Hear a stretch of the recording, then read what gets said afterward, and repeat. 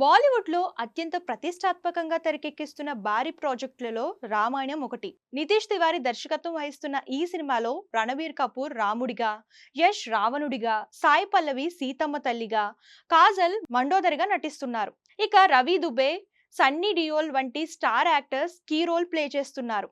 ఈ మూవీకి ఏఆర్ రెహమాన్ సంగీతం అందిస్తున్నారు. అయితే తాజాగా ఈ చిత్రం నుంచి వచ్చిన గ్లిమ్స్ సినిమాపై మరింత హైప్ పెంచేశాయి.